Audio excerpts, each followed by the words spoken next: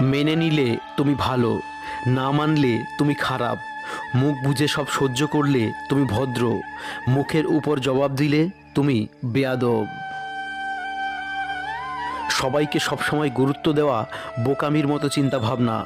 কোনো কোনো সময়ে যার যতটুকু প্রাপ্য তাকে ততটুকুই গুরুত্ব দেওয়া উচিত। আমি স্বার্থপর না, শুধু তাদের থেকে দূরে সরে যাই যাদের কাছে আমার কোনো গুরুত্ব নেই। ছোটবেলায় কষ্ট পেলে জোরে জোরে কাঁদতাম যেন কেউ শুনতে পায়, কিন্তু এখন কষ্ট পেলে মুখ লুকিয়ে কাঁদি যেন কেউ দেখতে না পায়। যে কখনো সম্মান পায়নি সে জানে না অন্যকে কিভাবে সম্মান করতে হয়। কখনো কখনো একা থাকা ভালো, কারণ কেউ আপনাকে আঘাত করতে পারে না। বর্তমান সমাজে